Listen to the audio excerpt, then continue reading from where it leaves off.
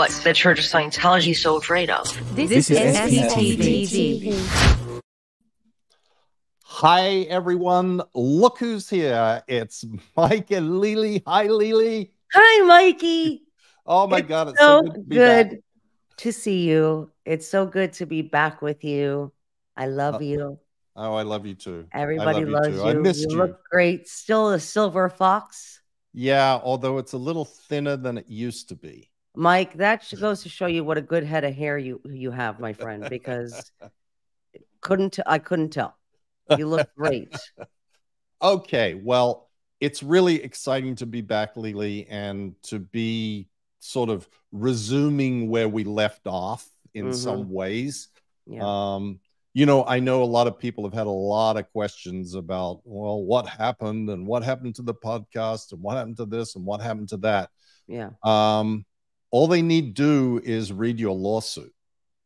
Right. I mean, your lawsuit lays out all of the details of both what they were trying to do and what they accomplished in messing with the producers, with the poor people who were helping us put together the podcasts. And I mean, it's just a typical Scientology fair game program in operation, but it made it difficult for us to be able, like, we ended up in a position where we didn't want to be bringing harm on people that didn't deserve it and had no reason to be the subject of that stuff.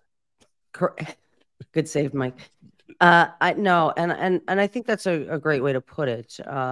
It's unfair to people to have to deal with this in general in America, where people are just practicing free speech, to be harassed by a multi-billion-dollar organization calling itself a church.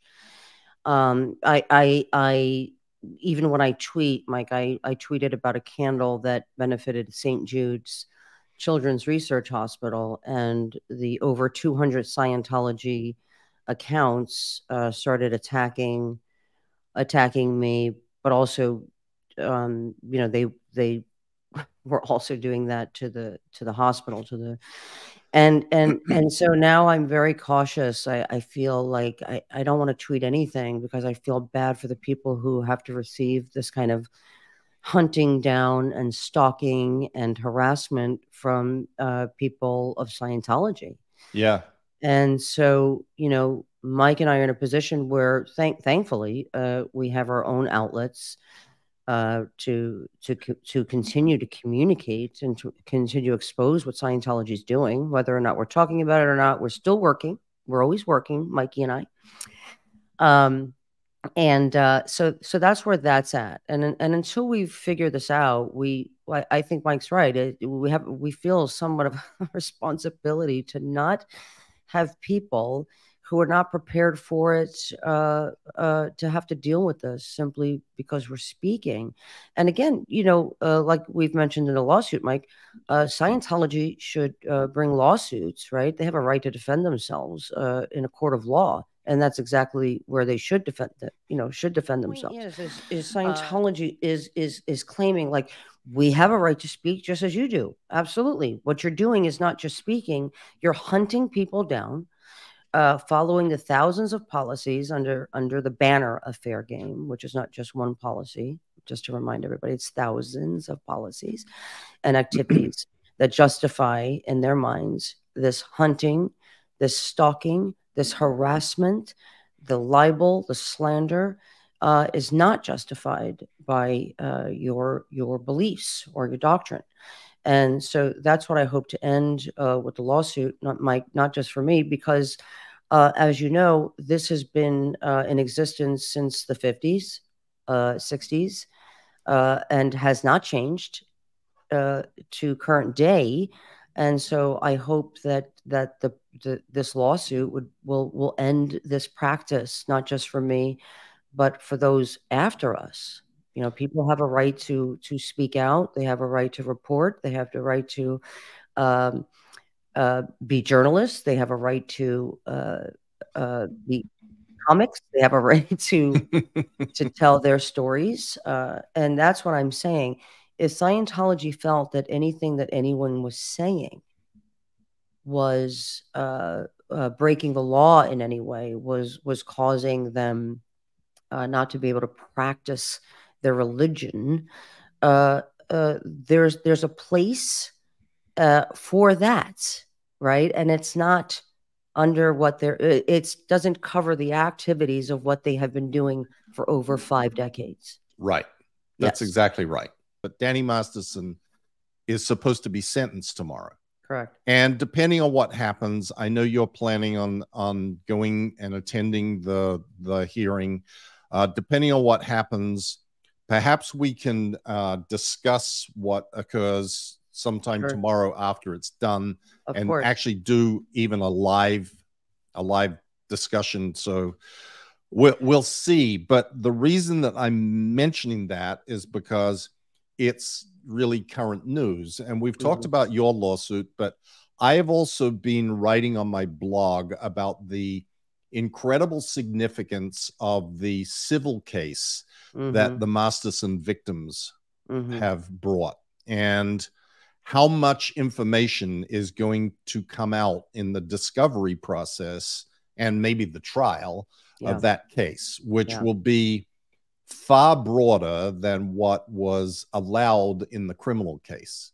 The criminal case was kept very narrow. What did Danny Masterson do?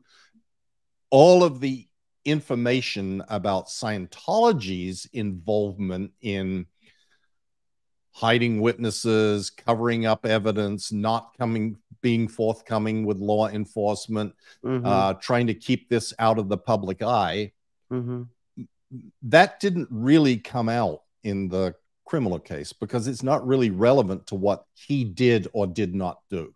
But in the civil case, that stuff is definitely going to be a part of the discovery process, and it is going to be really problematic for Scientology, I am sure. And the reason that they're well aware of that. Oh yeah, of course they are. They're gonna move hell or high water, or whatever that expression is, to prevent that case from going forward. I mean, they lost already on their effort to have that sent to phony arbitration. So they're sort of not doing too well there. And I think that is going to be, it's going to be a big battle no matter what. And they'll try and delay it, et cetera, et cetera. But it's very, very important and is going to be very, very interesting to watch. And the reason I'm bringing that up is because I want to kind of tie it into something else that we want to talk about today. And, you know, let me start by going back with a little bit of the history of what fair game is. Please. And we use this term fair game as a broad statement of Scientology pattern and practice of seeking to destroy, harass, harm, upset, get fired, whatever descriptions you want to give of it, of their enemies, the people that say things that they don't like. That sort of is the definition of an enemy of Scientology. Someone that says things they don't like, or that says the truth that they don't want exposed. Correct. For example, also another term used for Scientology's enemies is an attacker. Right. And they have miscategorized this purposely to dehumanize human beings who are speaking about what's happened to them, speaking about what's happened to them in and out of Scientology. And this enables Scientologists, even civilian Scientologists, to attempt to destroy the person's life by this dehumanization process of labeling people attackers. And what makes an attacker, aka an enemy of Scientology, is making a joke about Scientology are Tom Cruise. You're an attacker. Yep. Filing a police report against the person who committed a crime against you is considered an attack on Scientology because it suppresses Scientology's ability to get on with the good work that they're doing, saving mankind. Remember, this is the most ethical group on the planet for Scientology and Scientologists.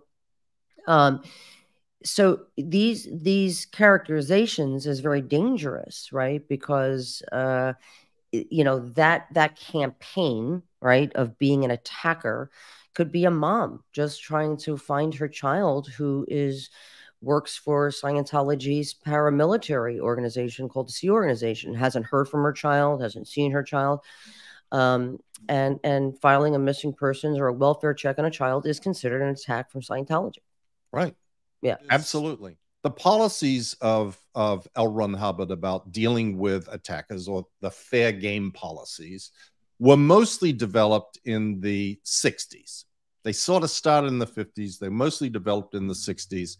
And they really came to the forefront in the 70s. And there is historically a major event that occurred in the world of Scientology, which was the FBI raid of the Los Angeles and DC churches of Scientology in 1977. And out of that came a huge number of documents. And those documents disclosed the most astonishing things that had been being done by Scientology. And remember, these were the documents that they got.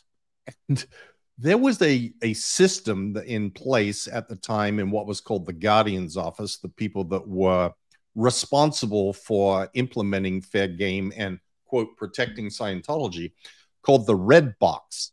And the Red Box was on the desk of important people in the Guardian's Office.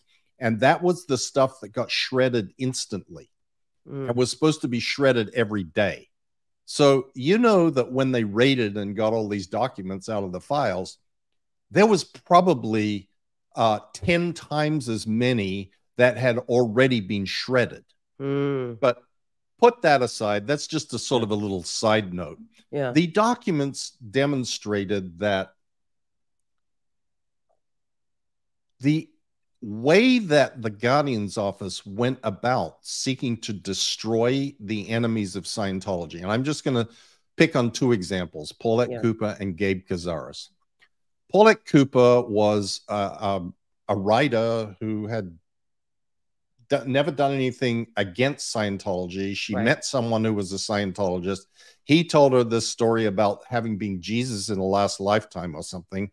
She became curious about it and went into the New York Church of Scientology in order to write a story for a magazine in New York. She wrote a story. She then got in the crosshairs of Scientology. She wrote a book about Scientology, and that really put her in the crosshairs. And Scientology engaged in a campaign literally to destroy her life, but not in figurative terms. They sought to get her, first of all, prosecuted. They framed her for making bomb threats against the New York Church of Scientology and Henry Kissinger and whatever by getting her fingerprints on a piece of paper and typing up a threat letter.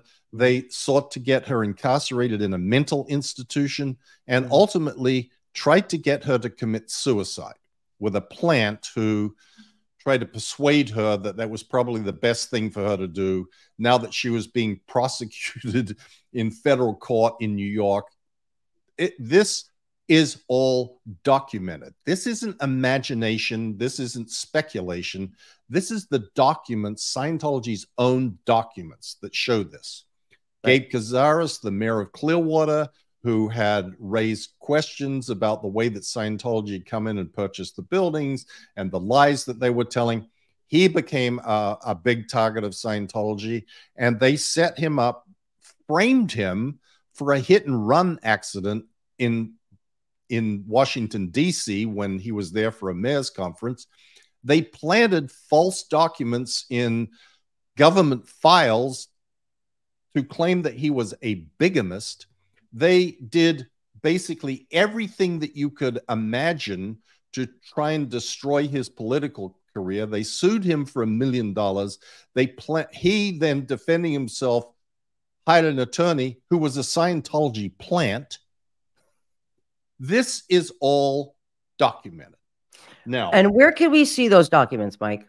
You can find, I mean, I've got a bunch of them on my blog. Okay.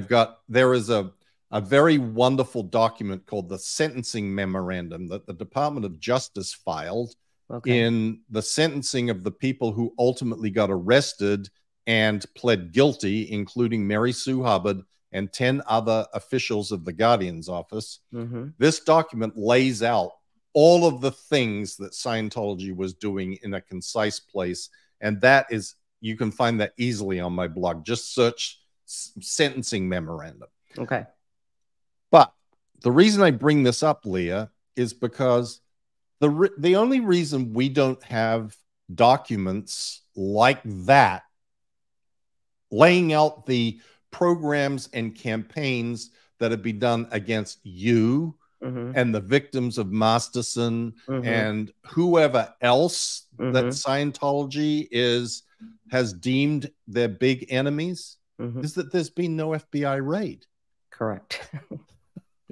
If the FBI would get in there and get their damn files, then all of those documents would come out and we would see that, yes, they did in fact hire this PI to follow you and Jennifer Lopez when you were in New York. And yes, they did do this. And yes, this did happen. And yes, they did go and sit outside the house of the Masterson victims. And yes, this did happen. All of those things would be laid out in these documents because they do make a lot of documents.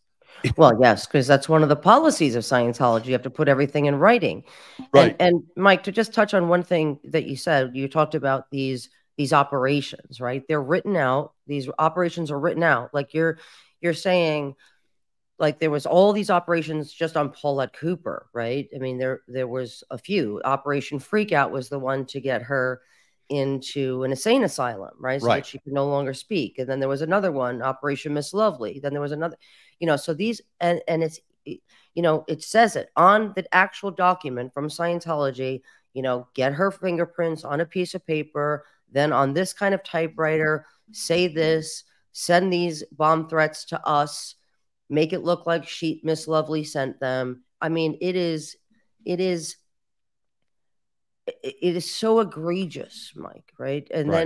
And we've talked about this ad nauseum, right? We've talked about fair game when we had our podcast, when we had, the aftermath, we talked about this, but I don't think people really understand what this actually is and what people have to deal with, right? Which is, and they think it's a thing of the past almost, right? This is like history. It isn't history because it's continuing today, because although the Guardian's office changed their name to OSA, they are still applying the same policies that L. Ron Hubbard wrote on how to deal with Scientology's enemies and attackers. Right. And just as you're mentioning, Mike, that there are these operations that were written out, and then there's a line for the person, the OSA operative or the Guardian's office operative, to sign that they've done that thing. Yep.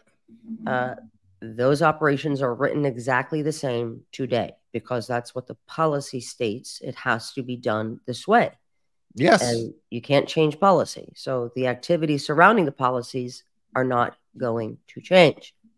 Right. And they never will change. Unless the only thing that will force them to change, Leah, is outside pressure is the wrong word. Outside force that can be brought to bear. And I really commend or tell people, look at the lawsuit that you filed, Leah, because your lawsuit is aimed in that direction of getting the court to declare that the activities that are abusing people in Scientology have to stop, and that there becomes a penalty for not stopping them, meaning you're in contempt of court, a violation of a court order. So your lawsuit is not a lawsuit for Leah Remini as much as it is a lawsuit of Leah Remini standing, representing everybody and saying, this whole thing needs to stop. Not just for me, but for everybody. And that is going to be a really interesting case. Yeah, listen, and you know my intention, exactly as you stated. This needs to stop, not just for me, but for those after me. And for people who are likely not coming forward because they're living a peaceful life, although in pain, although dealing with things they haven't received justice for, would likely come forward if they didn't have this kind of crime syndicate to destroy their lives. And it's many levels, right, Mike? It's not just about like 200 people coordinated attacks on social media. It's levels, right? They have information, they have access to information, their tentacles go far and wide. They have access to the biggest agencies in Hollywood. They have access to some of the, you have Sky Dayton, right, who is the owner of Earthlink, who's a Scientologist. You have the people in Clearwater, Florida, who, when our show aired in Clearwater, Florida, all of a sudden the line was cut and our show didn't air about Clearwater in Clearwater. I think we've exposed, many people have written about this, Tony Ortega, Jeffrey Augustine, about the relationship between the Hollywood division, the Rampart, what is it called? Is it called the Wilcox division of the LAPD, their relationship with Scientology.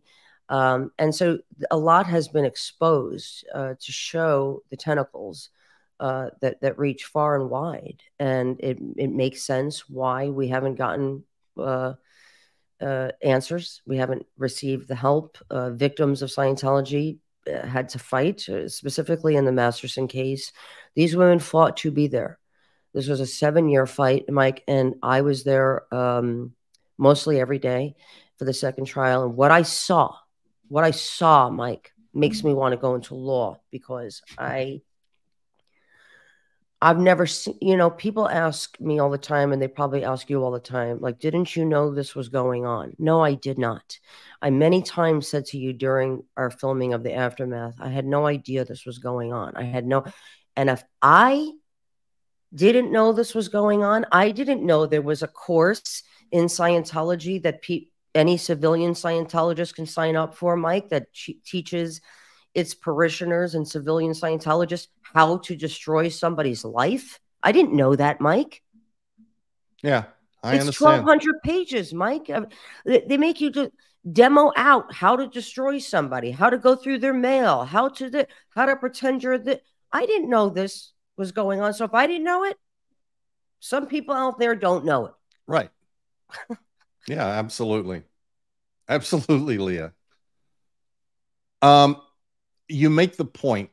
Scientology never changes, and it's only going to change from, and I said it's only going to change from outside force. And hopefully that, you have your lawsuit, the Masterson victims have their lawsuit. There are other things that are also ongoing behind the scenes, hopefully, that can result in some change to be brought about.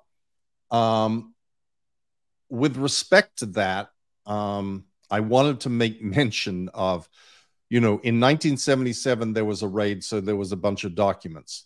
There's not been a recent raid, so there's no documents. But on the other hand, in 2010, after I had escaped, I turned over a lot of documents to the FBI that had come into my possession.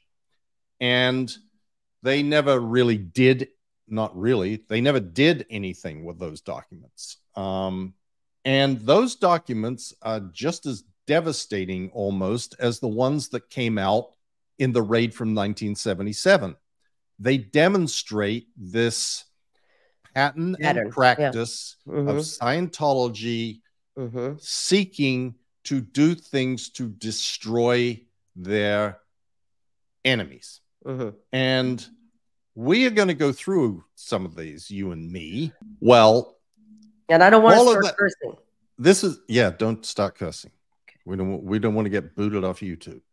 All of this is really a preamble to talk about these certain documents of these documents that were turned over in 2010 that are very, very relevant to the Masterson case and matter because of the similarity and similarities to some of the things that happened. But this is not one of those documents that's a program on how to destroy someone. These documents are documents that show what Scientology does to prevent information about sexual predators or sexual abusers or sexual, like, I have to be careful, I can't say the R word, and et cetera, that keep that all internal. And Mike, it is a form of fair game because it's fair gaming the victims. Of course, right? Leah. Yes, absolutely. But it's just not one of those programs that we have that we're going to talk about of Yanni Lermer or the Hannah Whitfield or the Chuck Beatty or the Dave Turetsky programs that lay out, this is what we're going to do to create this. These documents demonstrate more that Scientology covers stuff up big time in order to prevent PR flaps. And by definition, anybody who gets in trouble with the law or who violates the law is a PR flap. Okay. So these documents concern this Scientology celebrity, James Barbour, B-A-R-B-O-U-R. He was a sort of a Broadway singer, and he was the Phantom of the Opera. He was in the Phantom of the Opera. He was pretty well known, and he became like a big thing in Scientology in the early 2000s. He was one of the featured performers at the annual IAS convention, and that is the International Association of Scientologists. Yes. And that's a really big deal. You have to be approved by David Miscavige himself to perform at that event, and only the top people are allowed to participate in that. You don't get to be a performer at the International Association of Scientologists annual event with David Miscavige present unless you're signed off on as you're a cool guy. Okay. In 2006, James Barbour was arrested for sodomy and oral sex with a 15-year-old. Now, here is what Scientology did about this. And I'm going to start running through some of these documents and explain some of this to you so you understand the significance of it. And the first document is literally the cover page of the first report about this. And this is, Mike, I want to just ask you, because you were the head of OSA, so you're aware of these types of activities. This is just normal operating procedure for Scientology. When you find out that there's a situation, right? They call it a sit or a potential sit. Absolutely. This is like textbook. And this is the idea behind this, Mike, is listen, we're Sea Org members. The greatest good is to protect Scientology, and we will fix James Barbour with more Scientology. We will audit out with Scientology technology his penchant for the activities. Being a sexual predator. Correct. Right. Which would be the same for any Scientology predator, right? That's the thought. It's not, the purpose of this is not to protect a child predator. Yeah. The purpose of this is to protect Scientology. Correct. And let's also not forget, Leah, what Hubbard wrote about getting into the hands of the court system or law enforcement, Right. that this is all psych influenced, and you know, you're basically public enemy number one. Right. Yeah, you're basically giving a death sentence to whoever it is that ends up in the clutches of of law enforcement and the judiciary. And so, you know, you put those two things together and you have a pretty powerful motivation and justification for why this is really the best thing to do. Like, how it's keep justified. this guy out of the public eye. Don't let anybody find out about it, because it's going to be a PR flap, but also it's going to be better for him. Right. And this mindset is very, very ingrained in OSA. I mean, that was totally my mindset. Right. That was completely 100%. That was how I viewed things. What's good for Scientology is what's important. What's good for society, society's all messed up anyway, and we have to deal with that. So we got to keep Scientology going and moving forward, because only then we'll be able to save the world and every man, woman, and child in it, etc., etc. Right. Okay. This is the front page of this first report about this subject. Okay. Okay. This is actually affixed to the report, which I'll show you the first page in a minute. But let me just explain why it's done this way. Okay.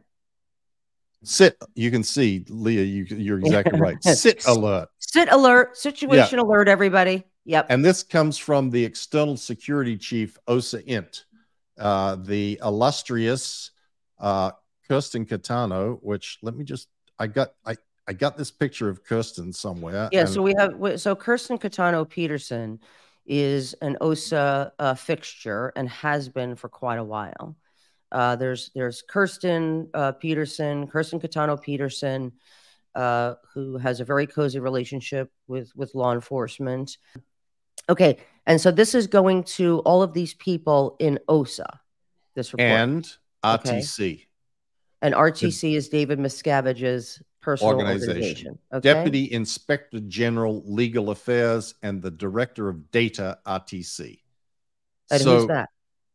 I don't know who the Director of Data, but the DIG Legal Affairs, RTC, at this time was none other than our good friend, Marty Rathbun.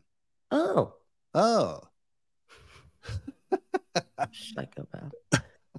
Okay. So let me show you the next page of this document. I'm a little clumsy at doing this, Lily, but you know, Mikey, we'll make totally it okay.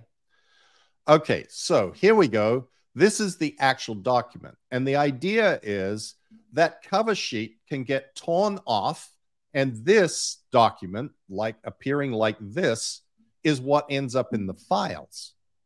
So what's the purpose of that? So you have no idea who wrote this or where it was sent to. And then it has this tricky confidential attorney-client privilege note on the top of it. So it makes it appear that this is something, a communication between an attorney and their client. It is no such thing. Obviously, this is a communication from Kirsten to Kurt Weiland with a bunch of CCs, and it isn't privileged at all. There is no privilege that attaches to this document. It's just got a statement on it. Okay. So it says around 5:30, got a call from James Barber stating he was at Parker Center in LA, having been arrested on a charge of sodomy and oral sex with a minor that allegedly occurred 5 years ago with a then 15-year-old WOG girl. WOG, Scientology slang for not a Scientologist. What did OSA do? And of course, note the president CC Int, when she hears this, calls OSA. This is standard practice in Scientology. Not the police. Not the police. Not she anybody. Calls OSA. Okay. Call OSA and report this at once. And the presidents of Celebrity Center International is where, I was, where the Masterson was. yes. And the president at the time was Maria Ferrara. We haven't heard from her in a long time. No, I don't know if she's right, still exactly. around. So Maria contacts OSA. Yep. Because these are written by Kirsten Catano, these documents that we're reading from. Okay. So then the next step is get a lawyer. And in this case, James was connected up with Elliot Abelson and criminal attorney Don Wager. Elliot Abelson was the in-house counsel for Scientology. His office was on the 10th floor of the Hollywood Guarantee Building. Elliot Abelson was the main Scientology fixer. He was sort of senior to Rick Moxon and handled more delicate matters than Moxon was able to handle, because he was actually a real attorney who had had a real law practice. But Elliot Abelson was the go-to guy when there were matters that were sensitive and needed finesse to wiggle around what would otherwise perhaps be ethical considerations that lawyers might have about what they did. Right. He was very good at that. And so, this was also very standard operating procedure to get immediately the lawyer involved. So the lawyer could be use his whatever influence he may have, and B, start this sort of veil of protection of any information that may be generated about this subject. And that was always something that was a high priority. Right. And which is what I was witnessing again at the trial. Was I was seeing a lot of Scientology lawyers infiltrating the audience, and it's so infuriating, because I know the policies now, because having read the OSA hat pack on how to destroy people, and the policies on how to deal with legal and how to deal with SITs, is L. Ron Hubbard says, and by the way, there's Kirsten Catano Peterson. And Kirsten's been involved in with the victims and the Danny Masterson as well. Kirsten has been involved in everything for a long time. Yes, she's been around for a long time. She is a Scientology, raised as a Scientologist by her parents. Her father was in the Guardian's office and in Washington, D.C. One of the people who was engaged in the whatever. Anyway. Engaged in what? The fair gaming of the IRS. Absolutely. Okay. Absolutely. And as well, Kendrick Moxon, right, who is also involved in this, as well as wasn't he an unindicted co-conspirator in? Yes, he was an named unindicted co-conspirator in the prosecution of the Guardian's office in 1978. And so when I say like a crime syndicate, I'm not exaggerating. Like, these people have been doing this for a very long time. Yep. And the other thing that I was going to say, Mike, is I didn't know that Scientology works so hard.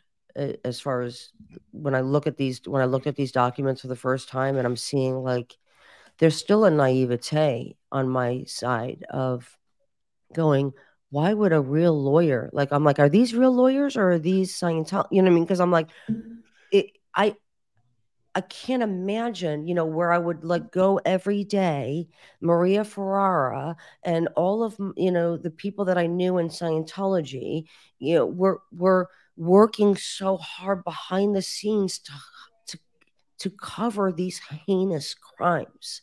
Right. Of its own.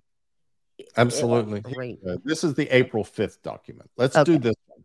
And then we'll go back to, and then we'll go to that next one when we get. So here's another one. What does this mean, Mike?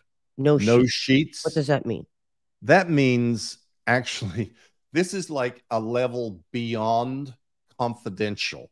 Okay. This means don't put this anywhere other than in this report. In other words, don't take any information out of this and put it into the daily report. Okay. Don't put it into the regular files. Just this. This is it. This is the only copy of this thing that we are going to keep. Okay.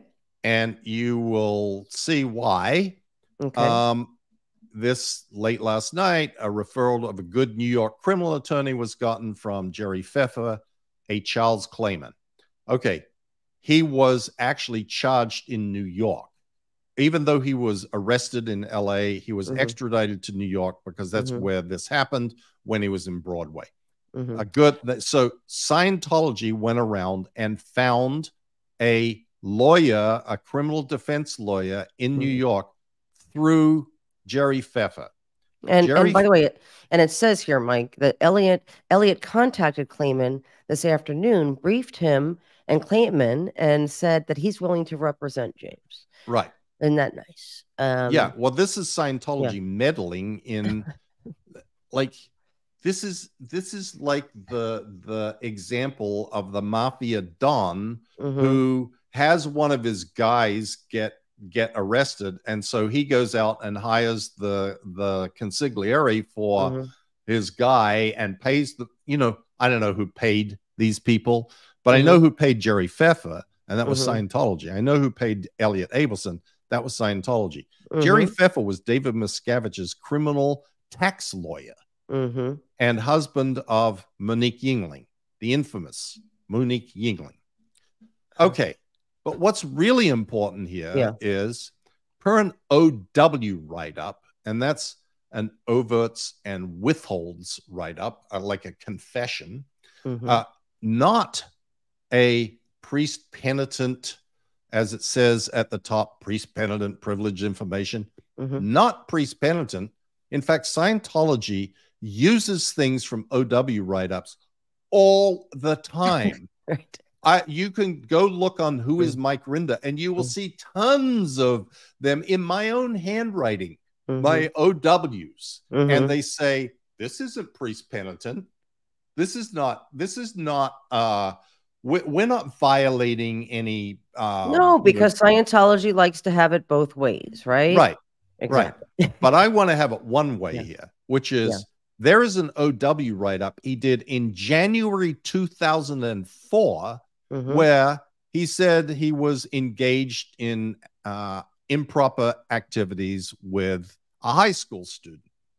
And then you get to the next page, and per a session in March 2015, he admitted that he had an out-to-D, an improper sexual relationship in New York.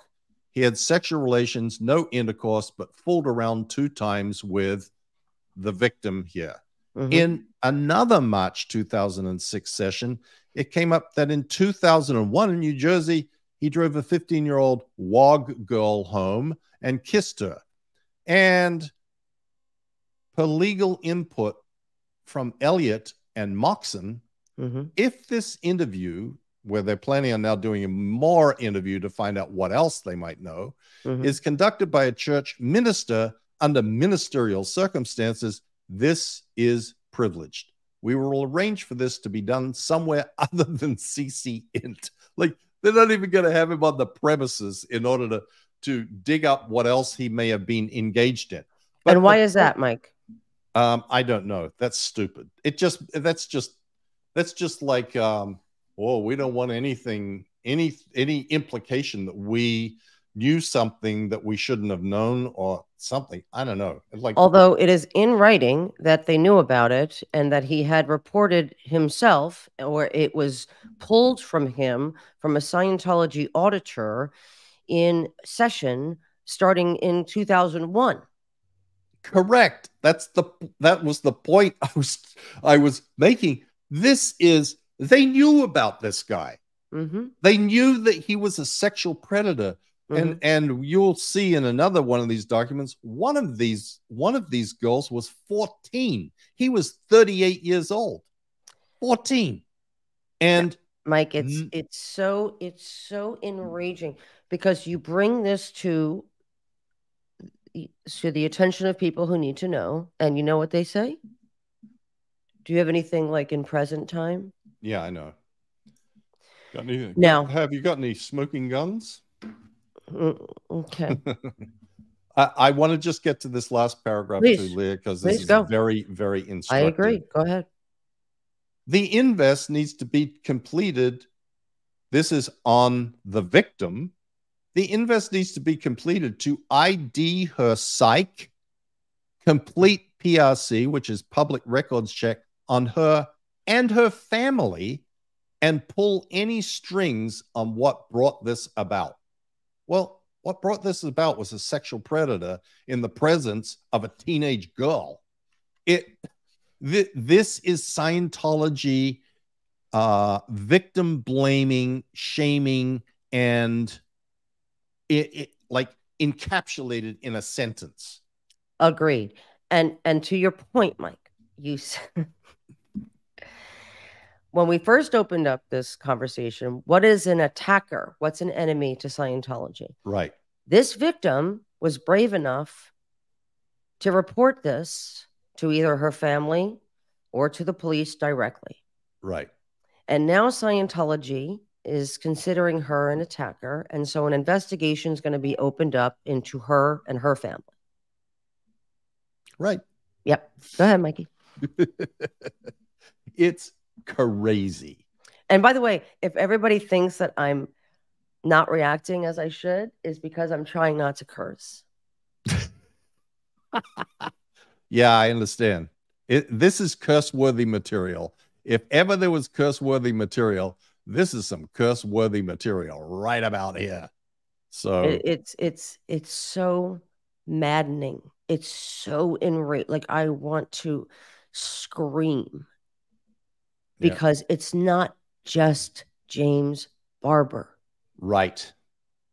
I started making a list, Mike, of everything that I could find on blogs and websites, on Scientology websites. Mike, this has been going on, and it is an epidemic. Yeah. Go ahead. Okay. Next. This was the one that I pulled up wrongly. Yeah. It's from another report. JB expressed that he is concerned about any damage this may create to the church and is willing to do anything needed to avoid that. And he is concerned about his bridge and wanted a study and ethics program to handle this. Not concerned about the victims. Nope. The chaplain told him that he would be getting a program and to start with the State of Man Congress and the Clean Hands Congress. He was appreciative of the help and said he would do this. Okay. This is proof of exactly what you were saying, Leah. The idea in Scientology, you have a sexual predator who has been engaged in prosecutable crimes against teenage girls, more than one. And the way that Scientology approaches this is keep it out of the media. We will give him a program that will fix him all up. And that is it. There is nothing else. Nothing. And that JB expressed that he's concerned about any damage this may have caused to the church. Not to his victims. Right. To the church. And Kirsten Catano Peterson thinks right. So he has the right viewpoint for according to Kirsten and all Scientologists, all civilian and Sea Org members, James JB has the right viewpoint because he is concerned that this might cause a PR situation for Scientology. Right. And for that, he's going to have to listen to some congresses of L. Ron Hubbard, which is, And it goes along with what, the other stories that we've told, right? And even on our show, it's in aggregate, Mike. It's like you said, it's an epidemic. It is part of their procedures, and it's going to continue to go on, and it's going on today as we speak. James Barber served 38 days, I believe. Yeah. In Rikers Island. And today, like the predators before him, who, by the way, the same people are involved, meaning, Moxon and Kirsten Catano, Peterson and Julian Schwartz and the chaplains and the MAAs of Celebrity Center and beyond. Yeah. This is a serious. I take issue with this, as most of you do. And it's obstruction of justice, Mike. It's there's so many levels of things that I can't wrap my head around. Yeah. That it's not something in the past. Right. That this person is walking around free. Now, somebody smartly wrote an article about it just recently, in 2023. They did. Who's aware of, maybe not aware of these, and I think now that person might have these documents. Maybe they'll do another story about it, and maybe something will be done about it. I don't know what can be done about it, Mike, if anything. Yeah. But it goes back to what you said, right? A raid needs to happen with Scientology files. Where are these files, by the way? Because don't these SITs, Mike, don't the SITs go somewhere? Yeah. They're the files, Leah, are on the 12th floor of the Hollywood Guarantee Building in the Invest Files area and in the computers that are in OSA International. And they're all there. That's in the Hollywood Guarantee Building, Mike? Hollywood Guarantee Building. They're all there waiting to be grabbed up. And, there are also files at Celebrity Center. There's files at AOLA. There's files in different other places that also have evidence of crimes. Plenty of evidence of crimes. But Mike, you can go into any Church of Scientology in any state, in any country, and open up any file, and you'll see a crime. Right. I do want to make a point that James Barber sort of was... they kept him low profile for some time after this. They managed to keep it out of the media, except for one tiny little story that appeared in the New York Post or somewhere. But generally, they were very successful in keeping this out of the public eye. And when they thought that everybody had forgotten all about this, James Barber magically reappeared like this, promoting and being at Scientology. This was in 2014. Being at Scientology events, fundraising for Scientology. He's back being a hero. This guy, this person here, child molester, sexual predator, James Barber, is fundraising for Scientology. And they don't seem to care. They're just happy that nobody is bringing it up. That he is, in fact, a convicted sexual predator. That he went to jail for it. He's hobnobbing with the Scientology celebrity gang. Oh, yeah. There's Scientologist Marisol Nichols. Who is that next to her? Oh, look, Liked by Brownstone Designs by Eric and Melinda Brownstone, another more ethical Scientologist, the most ethical people on the planet. Yeah, and here he is with really the most ethical. Grant Cardone. Cardone. And with Nancy Cartwright, the voice of Bart Simpson. Yeah, Marisol again. And then I want to show you, while Scientology views someone like Barber as now, he's a resource for us to make some more money. Here is what the article that Leah was talking about. Oh, right.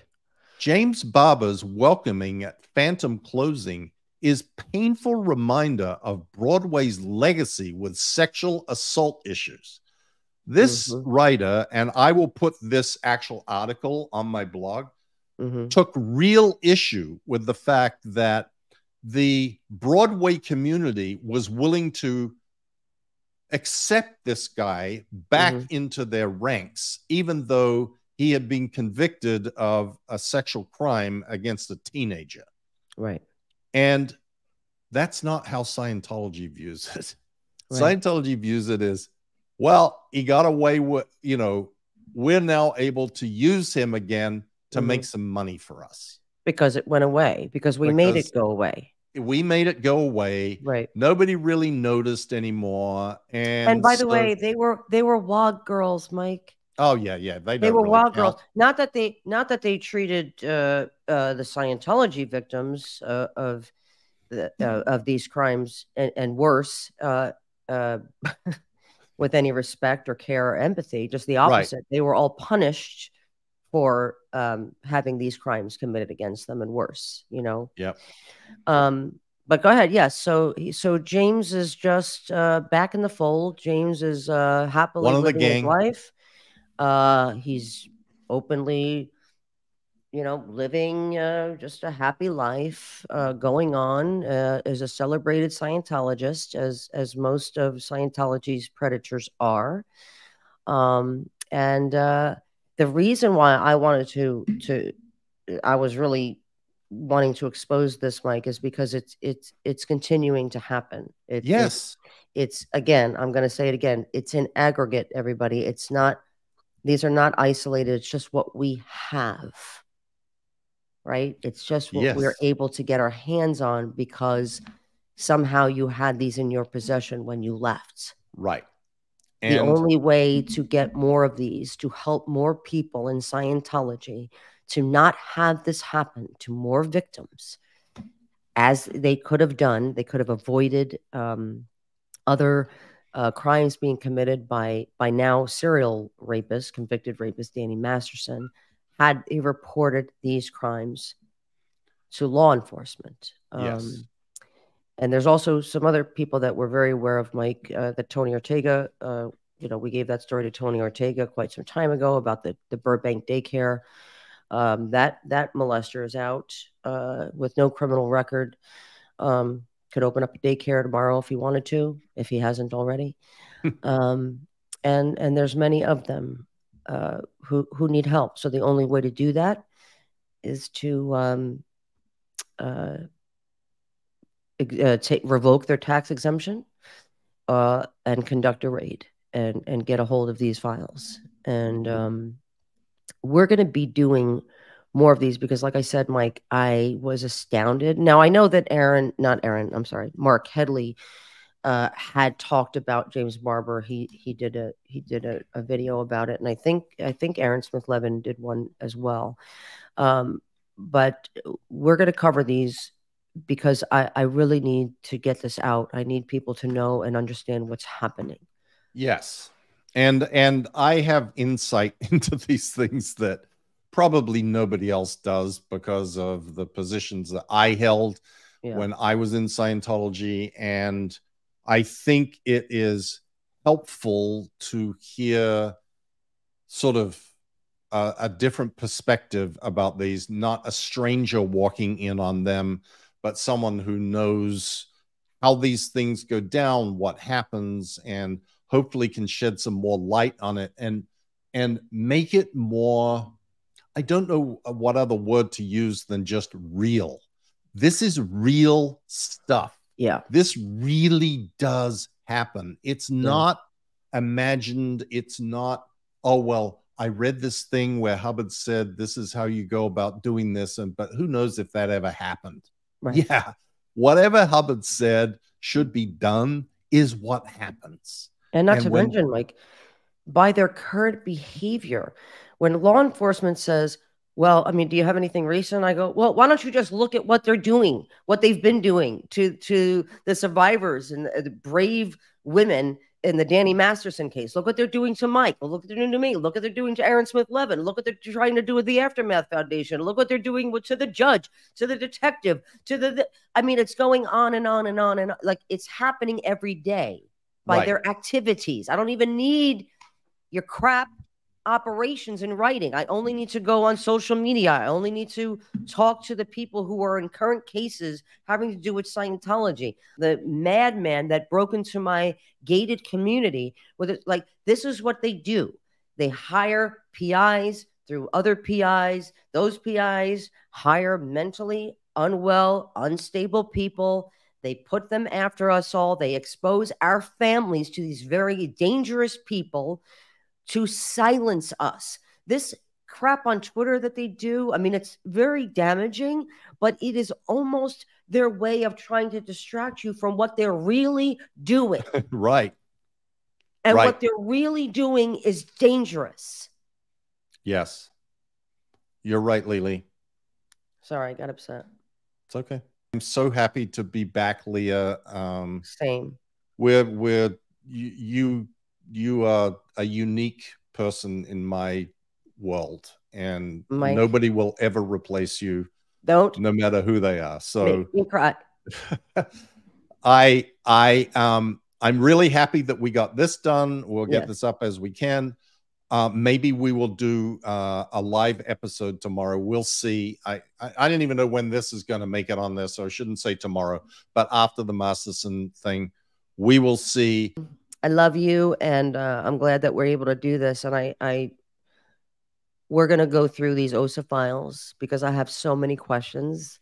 Right. That I've been texting you. And I have the ones that I didn't text you in a document. Oh, dear. I was like, I'm going to wait. But I think it's important for people to hear these operations and be very well versed in what these operations are. Not only for to understand what you're dealing with, but also I'm hoping that law enforcement will start to get keen to what these actually mean. So listen, one thing I want to say before we go. Yes. To everybody out there. We cannot thank you enough for the support that you have shown us, the support that you show the victims of Scientology, survivors of Scientology, all of these channels. I mean, people are now... everybody has their own channel on SPTV and beyond, right? Doing their own things. There's websites, there's books being written. It is it's overwhelming amount of support, but also people who are willing to speak out. Yes. And we love you guys for doing that. We are like, hey, please start your own channel. I'm on board. Yes, write your own book, do your own blog, whatever you can do. And for the support that you show people that you have nothing to do with. You know, a lot of people say to us still, Mike, you know, I was never in. We know you were never in because, you know, you're supporting, or I'm not in. We're like, we know you're not in because you wouldn't be talking about it. But we can't thank you enough. And it means so much to people. I don't think you understand how much you mean to people. When you just support them on social media, buy their books, support their channels. And thank you, really, from the bottom of our heart, and for the love that you've shown Mike and his family. Prayers always for Mike and his family, that he continue to look as good as he does and be as healthy as he is, because it's working. So yes, thank you. It is. Bless it you is. all. That support is a big part of... Yes. And you're doing great. All right. Go eat your chicken. Okay. I love you. Love you too. Bye, everyone. Bye, babies.